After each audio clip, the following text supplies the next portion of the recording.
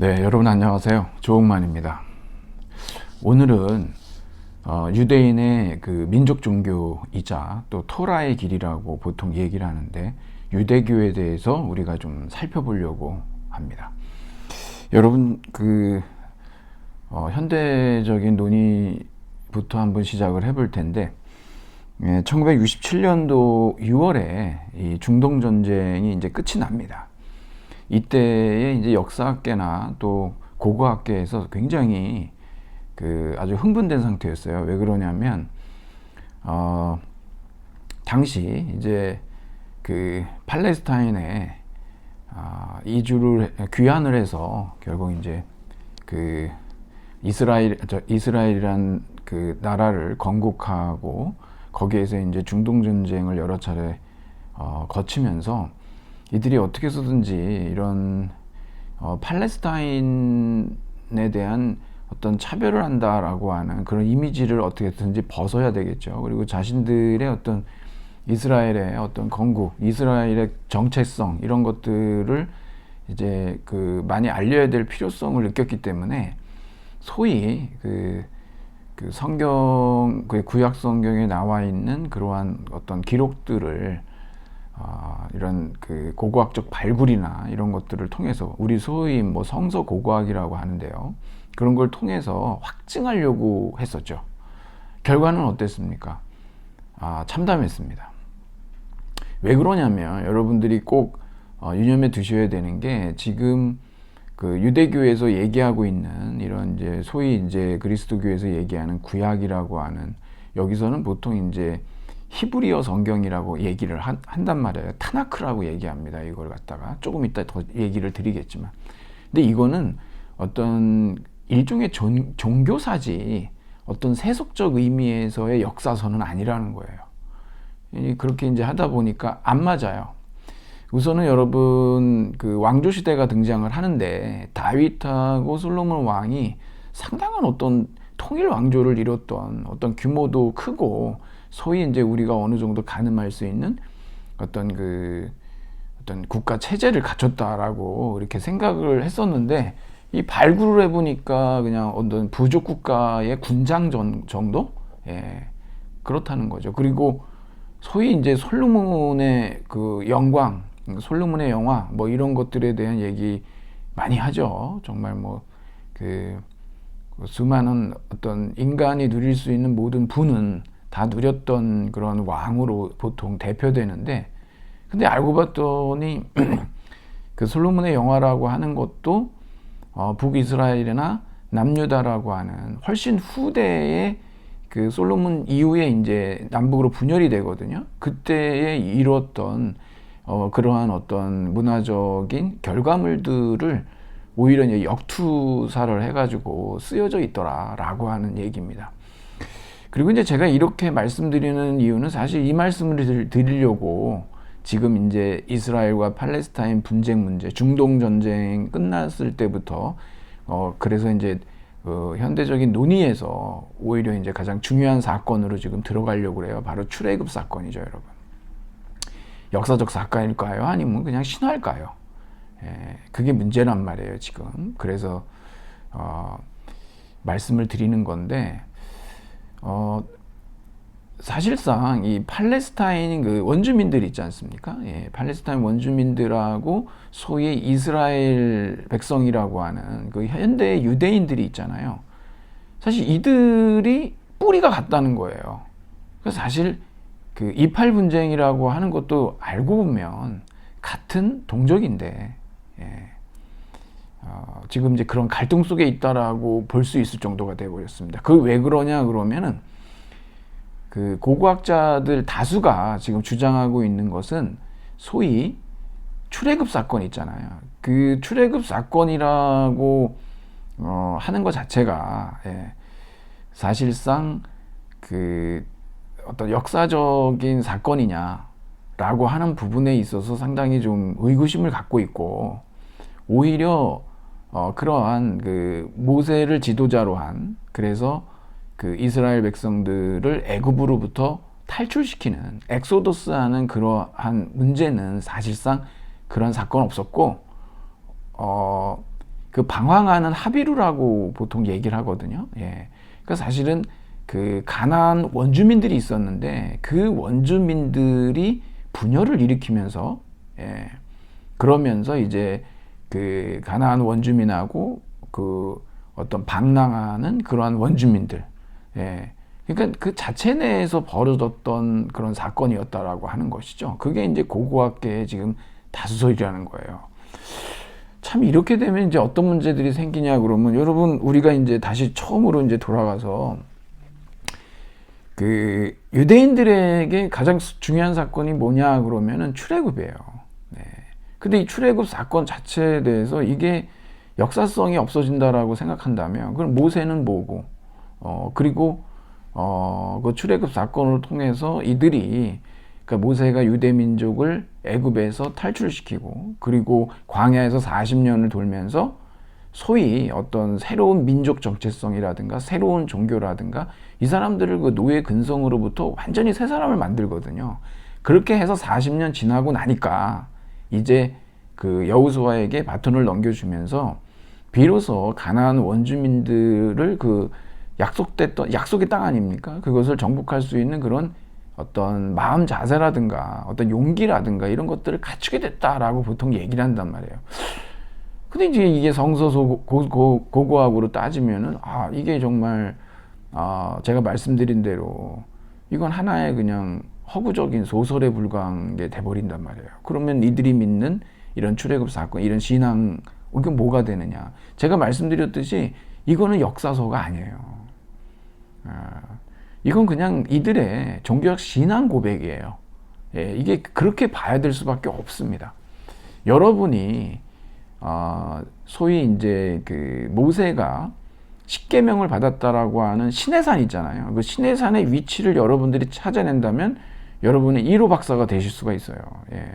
성서 고고학의 1호 박사로 그냥 바로 등극이 되는 거죠. 사실상 지금 그 성경에 나와 있는 많은 사건들을 고고학적 발굴을 통해서 밝혀보면 맞지가 않는다라고 하는 거. 사실 어쩌면 그 이스라엘과 지금 이제 현대 유대인들 있지 않습니까? 그러니까 이스라엘과 팔레스타인의 이 뿌리는 하나의 뿌리인데 그 역사의 부침들을 겪으면서 그 이들이 갖고 있는 여러 가지 이제 그 뭐 종교적인 또 문화적인 차이들 이런 것들이 그런 것들을 이제 볼 수 없도록 만들어 놓는 부분들이 있는 것이죠. 참 아이러니합니다. 이런 부분들. 제가 여러분들한테 미리 말씀드리지만 이것을 제가 여러분 이 출애굽 사건과 관련돼서 모세 얘기도 마찬가지지만 이것에 대해서 제가 어느 정도까지 여러분들한테 확신을 갖고 말씀드려야 될지는 모르겠어요. 왜냐하면 제가 이쪽 분야로 무슨 학위를 가지고 있는 것도 아니고 뭐 엄청난 전문가도 아니고 그렇다고 뭐 제가 읽은 책을 가지고서 그걸 통해서 여러분들한테 뭐다라고 결론을 내리지는 못할 것 같습니다. 그리고 이거는 저만 그런 게 아니에요. 제가 이제 여러분 그 나눠드린 그 안내문에도 그 각주에다 넣어놨죠, 여러분. 제가 뭐 여러 가지 이유 때문에 정확한 이름은 말씀드리지 않겠지만 여러분 프로이트의 그 저술이 있어요. 논문이에요. 본래 이것은 그냥 역사 소설로 썼던 겁니다. 그랬다가 3편의 논문으로 프로이트가 내요. 예, 여러분들이 나중에 기말 시험 때 요걸 읽고 문제 하나를 만들어서 쓰신다면 상당히 좋을 것 같아요. 예. 이 프로이트의 주장은 간단하게 말씀드리면 뭐냐 그러면 모세는 원래 이집트 사람이었다는 거예요. 예. 그런데 그 유대 전설 속으로 편입을 시킨 겁니다. 그리고 모세가 믿었던 종교는 아텐교라고 해요. 아텐교. 태양 숭배죠.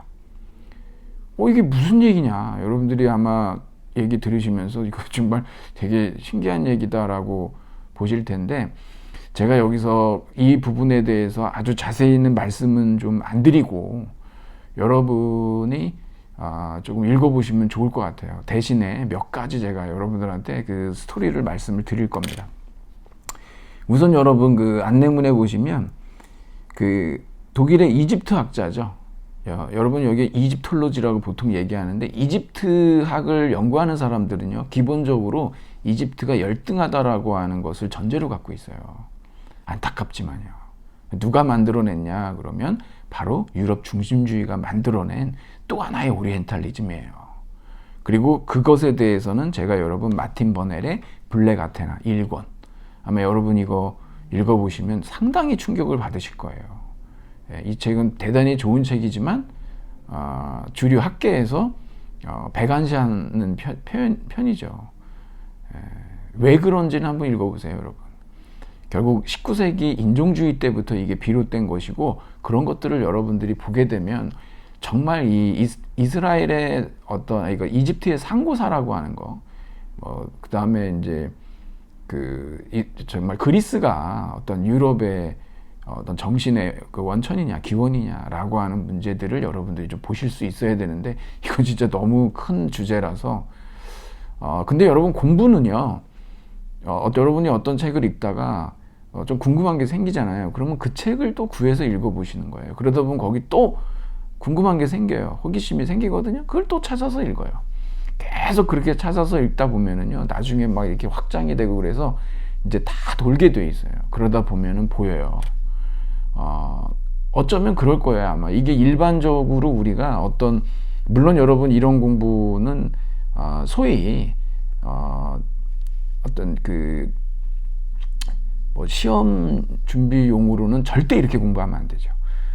여러분들이 몇 년 안에 합격을 해야 된다라고 하는 그런 공부는요 완전히 철저하게 절제된 생활을 하고 절제된 공부를 해야 돼요. 아무것도 읽으면 안 돼요. 그거 외에는 집중해야 됩니다. 그럴 때는 신문조차도 밥 먹고 신문 정도는 보면은 그것도 너무 심취해서 보시면 안 되고 아주 절제된 공부를 해야 돼요. 딴 거 전부 건드리면 안 되는데 제가 말씀드리는 이러한 어떤 소위 호기심에서 시작되는 우리의 어떤 공부 방식이라고 하는 것은 그런 식으로 꼬리에 꼬리를 물고 가지에 가지를 치는 식의 공부를 하면은 세월이 지나고 나면은 그 진가를 알게 됩니다. 이게. 그리고 얼마나 우리가 많은 편견과 선입견 그리고 수많은 어떤 이데올로기들에 의해서 속임을 당해왔는지 시스터매틱하게 아주 놀랍죠. 근데 이 이집트 학자가 있어요. 루드비 보르카르트라고 하는 이 사람인데 여러분 이 사람이 베를린 섬박물관으로 약탈을 해갔는데 이집트 제18왕조의 왕비죠. 네페르티티 흉상이라고 있는데 여러분들이 인터넷 검색 한번 해보세요. 네페르티티 정말 매혹적입니다. 흉상이거든요. 아주 채색돼 있고 그러는데 요 네페르티티 이 흉상을 빼돌렸습니다. 이거 약탈 문화재예요. 이집트에서 지금도 매년 요구를 해요. 독일에 약탈 문화재 반환하라고. 안 듣죠. 한 해에 50만 이상이 전 세계에서 찾아와서 보는 그러한 흉상이에요. 진짜 왜 그런지 여러분들이 이제 이걸 좀 아셔야 되는데 그래서 이 보르카르트가 어떻게 이걸 빼돌렸냐 거기에 대해서는 이 사람도 죽고 그리고 잘 아는 사람이 없는데 여러 가지 설이 있어요. 별거 아니었다 이거 중요한 거 아니다 아니면 돈으로 매수했다 이래가지고 그 이후로 독일은 이집트의 어떤 고고학적 발굴에 계속해서 참여하지 못하게끔 이집트 정부에서 막고 있습니다. 대단한 그 문화재 약탈꾼이라고 해야 되겠죠. 이 보통 흉상이 아니거든요. 그러면 여러분 이집트의 제18왕조인데요. 이게 왕의 이름이 누구냐 그러면은 아켄아텐이에요. 여기서 아텐이라고 하는 건 뭐냐 그러면 그 태양신인데요. 태양 원반을 얘기해요. 이 아텐신인데 왜 이 18왕조의 그 아켄아텐하고 이 네페르티티가 유명하냐 그러면 바로 이 사람들이 처음으로 유일신 사상을 주장하기 때문에 그래요. 여러분 잘 아시다시피 그 이집트라고 하는 나라는요. 기본적으로 이 불멸에 대한 내러티브가 다 있어요. 전 세계에서 나오는 4가지 불멸의 내러티브가 있는데 그 내러티브를 다 가지고 있는 그런 나라였고 미이라 있지 않습니까? 그런데 이 그 아테나고 그 다음에 네페르티티라고 하는 이 18왕조의 이 부부만이 처음으로 그 이집트의 수도 룩소르라고 하는 소위 이제 거기 뭐죠, 테베라고 합니다. 그 테베에서 수도까지 옮겨요. 예. 우리 그 아마르나로 이제 수도도 옮기고 그러면서 기존에 있었던 모든 종교를 다 뒤집어 버립니다. 르네상스를 열어요. 종교 혁명이라고 해야 되겠죠. 이거는 개혁이 아니라 혁명입니다. 예, 다신교에서 다신사상에서 일신사상으로 가니까 모노세이즘으로 가거든요. 이 반발이 장난이 아니죠. 예.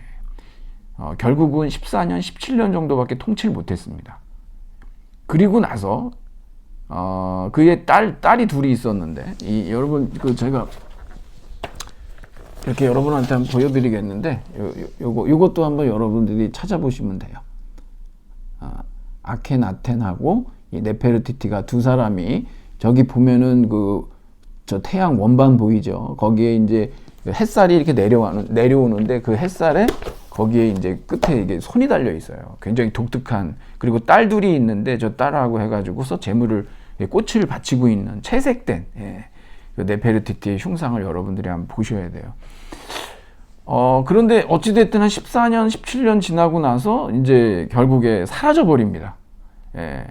그리고 딸들 중에 한 명이 투탕카멘하고 결혼을 하죠. 그리고 그 18왕조의 그 18왕조의 이 마지막 그 왕이 있는데 이 호렘헤브라고, 여러분 198쪽으로 가볼까요? 이 위대한 사건이, 이 출애굽 사건이죠. 이집트 역사 문헌에는 전혀 언급되고 있지 않아요. 오로지 히브리어 성서, 여러분 타나크라고 하는 우리 집 구약 있잖아요. 거기만 나와요. 왜 그럴까요? 묻어버렸어요. 아예.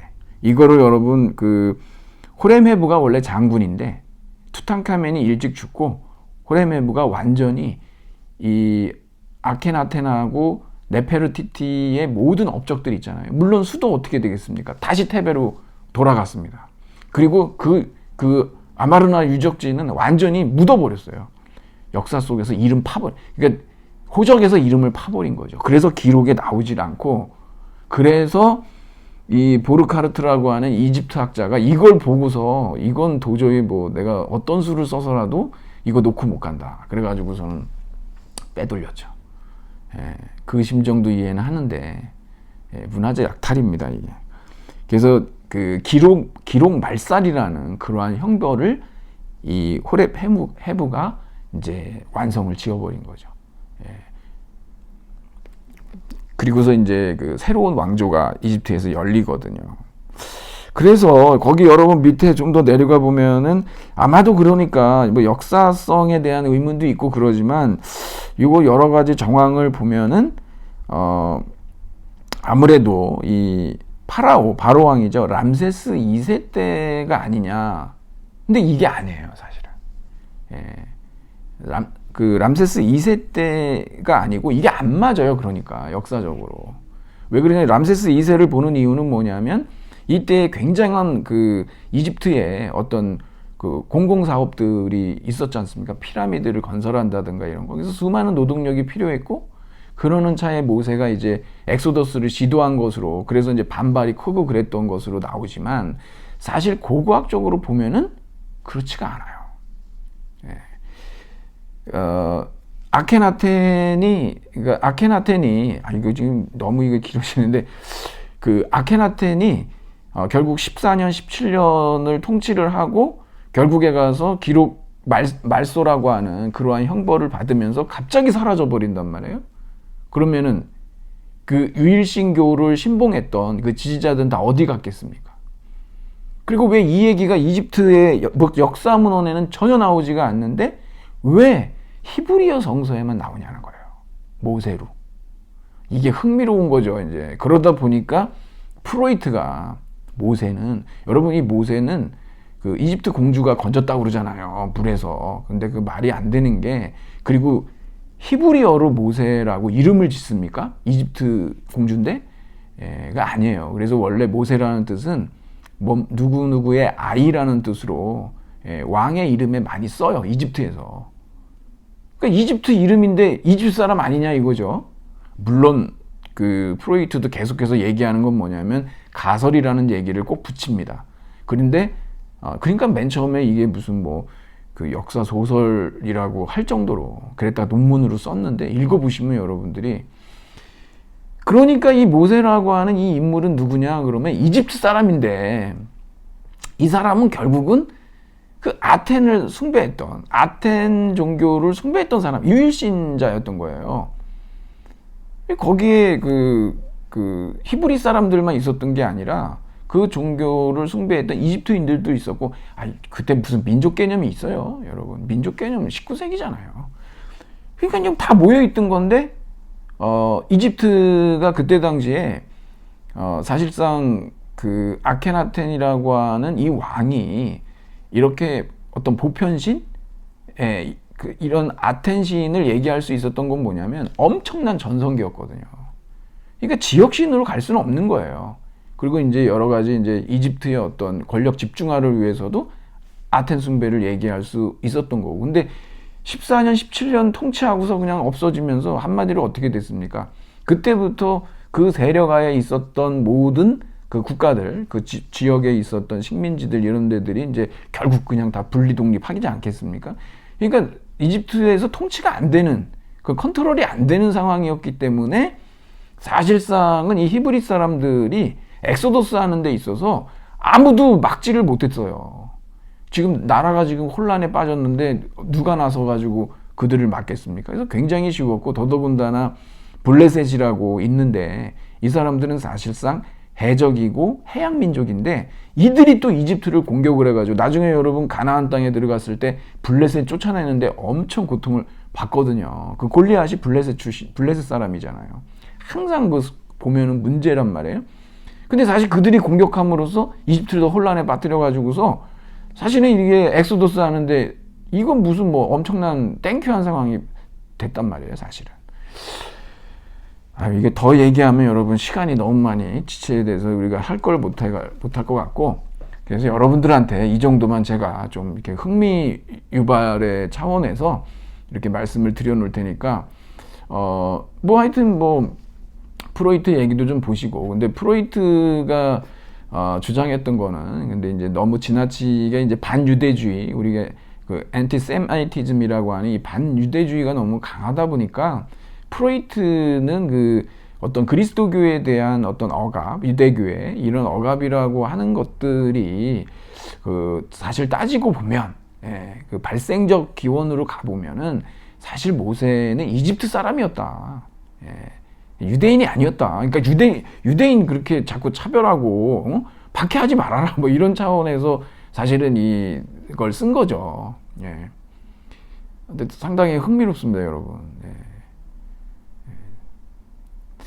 그런데 그 고고학적 발굴로는 가나안 원주민들이 이제 분리해서 그들이 이제 따로 방랑하고 뭐 이러다가 다시 나중에 이제 그 마치 외부 기원설이죠. 뭐 모세가 이제 이집트에서 탈출하면서 그 어떤 출애굽 히브리인들이 있고, 그 다음에 이제 기존에 방황하는 하비루라고 있어요. 하비루들이 있고, 그 다음에 그 가나안 원주민이 있는 것으로 우리가 보통 얘기를 하는데, 성서 고고학의 다수설에 따르면은 사실은 다 그냥 가나안 원주민들인데 그냥 서로 이렇게 각자의 길을 가다가, 그게 이제 하나의 스토리로 이렇게 모이는. 제가 여기에 대해서는 뭐 어떤 그 권위도 없고 전문성도 없어요. 그래서 제가 여러분한테 말씀드리긴 좀 어려운데, 이 다수설 말고 제가 지금 말씀드렸던, 그러니까 이제 지금 프로이트도 그런 입장인데요. 프로이트도 저하고 같은 얘기를 하고 있어요. 근데 뭐 솔직히 뭐 고고학자는 아니잖아요. 그러니까 어쩔 수 없는데 여러분들이 그냥 뭐 하여튼 기록이 이렇게 마땅치가 않아서 그래요. 그래서 이제 가설을 세워보는 건데, 출애굽 히브리인들이 있고 본래 그 가나안에 그 방랑하는 하비루라고 하는, 이거는 이제 고고학적으로 있어요. 하비루들이 있었어요. 이들이 나중에 합쳐요. 그래서 가나안 원주민을 공격합니다. 그래서 나중에 이들도 다 복속시켜요. 그러한 과정에서 이제 통일 왕조가 열리는 거예요. 대충 제가 여러분들한테 그렇게 말씀을 드릴 수 있을 것 같습니다. 그리고 이제 뭐 성서 고고학적인 그런 또 결과들이 또 있겠고, 발굴을 통해서 그건 이제 앞으로도 더 봐야 되겠지만, 뭐 여하튼 뭐 성서 고고학의 결론은 고대 이스라엘 사람들이나 그 팔레스타인 사람들이나 결국에 가서는 하나의 뿌리였다라고 하는 것이 다수설이다. 자,